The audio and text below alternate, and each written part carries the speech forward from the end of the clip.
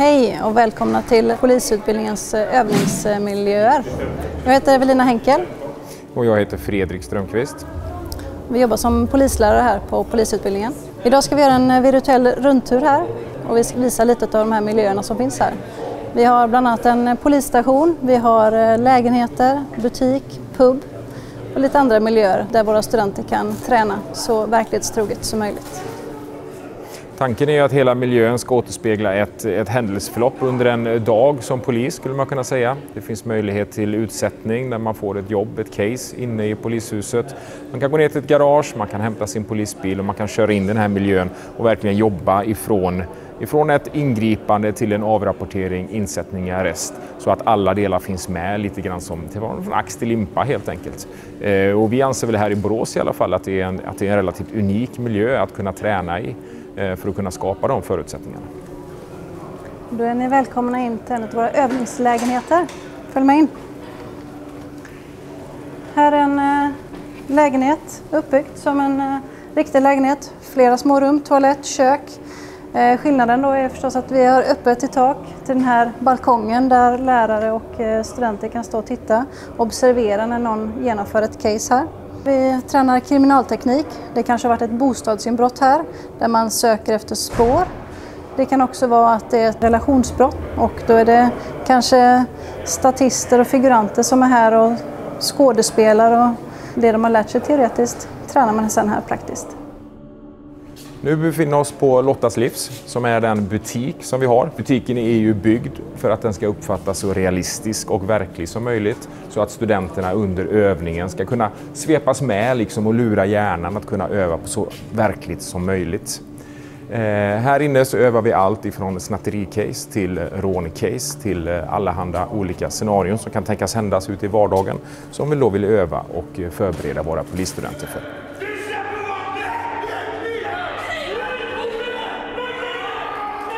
Även om fasaden är ju tänkt att den ska kunna vara lite realistisk. Så att det finns ju med ett takparti och en gavelparti här. Även om man kan stå uppe på läktaren på andra sidan och titta ner och se vad som händer under övningarna. Och få ett större lärande på det viset. Nu står jag utanför vårt RLC som står för regionledningscentral. Härifrån så sitter våra lärare i radio och skickar ut larm till våra studenter som är på en övning. Antingen i radio eller en annan övning i något annat ämne. Och det sköts precis som en vanlig regionledningscentral där man skickar ut larm till polisbilar som åker på larm. Hej, välkomna då till Bettys Bistro som är våran krog- och pubmiljö. Vi har givetvis då också här byggt upp miljön så att den ska kännas så realistisk som möjligt så att studenterna ska kunna svepas med i övningarna och uppfatta dem så verkliga som möjligt. Här inne kan vi öva allting ifrån ett slagsmål på en pubbar.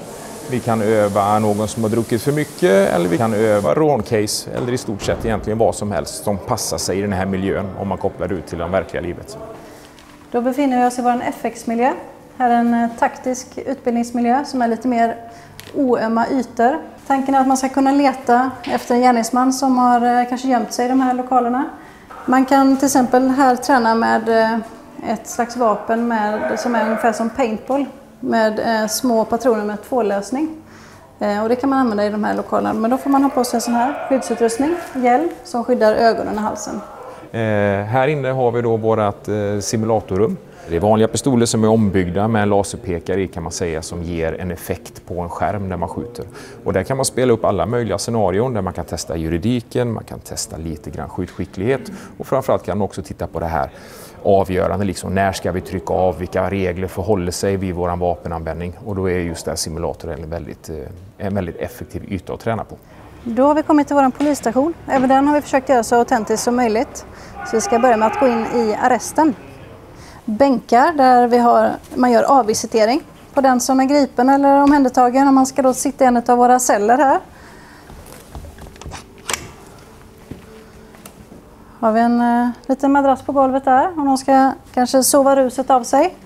Det kan också vara så att man har kanske omhändertagit eller gripit någon och då sitter det ett stationsbefäl här som man kanske avrapporterar till det man har varit med om. Polisyrket innebär en hel del skrivande och de ärenden som studenterna åker på kanske blir så att man måste avrapportera. en hel del. Och då sitter de på de här platserna med en laptop som man dockar in här. Nu sitter jag inne i ett förhörsrum. Det kanske är så att den gripna eller omhändertagna som studenterna har med sig in till arresten av polisstationen ska medverka vid ett förhör. Och då är detta ett förhörsrum. Då är vi fortfarande inne i polishuset, men nu är vi i utsättningssalen. För som en polis vardag så börjar man ofta i en utsättningssal där vi går igenom vad som händer under dagen. Och i studenternas fall blir det kanske en övning som de ska ha just den här dagen. De blir tilldelade ett patrullnummer, en bil, och sen härifrån då så går de ner till bilen för att göra sig redo för dagen och invänta eventuella larm. Här har vi byggt torrträningsrum där studenterna har möjlighet att träna med något som heter grönvapen. Grönvapen är ett skarpt vapen som har svetsat igen, man har tagit ner en del av hanen, man har tagit bort tändstift och andra delar. Så att det är ett grund och botten ofarligt vapen, men som ändå ska behandlas med respekt såklart. Här inne har de möjlighet att öva olika delar mot polisens kompetensprov. Och hela rummet i sig är gjort för att studenten ska kunna ta ett eget ansvar i sin utveckling gällande vapen. Och då har vi möjlighet att kunna torröva här i en så bra miljö som möjligt. Både på de olika momenten, säkerheten, 7 fundamenten inom skytte, vapnets olika beståndsdelar med mera. Så, då har vi kommit till polisens garage. Och här har vi XC70 eller V90 som studenterna åker i på våra lektioner. Och det vi tränar här är polisiär bilkörning, polisiär utryckningskörning. Och de tränar både tätortskörning och ute på landsväg. Så, då är vi klara med den här rundturen på Sagagatan och ni har fått se en mängd av våra utbildningsmiljöer där våra studenter tränar. Vi har även andra platser runt om i Borås där vi har träning som till exempel radio, IT, avrapportering, grepphallar och skjutbana.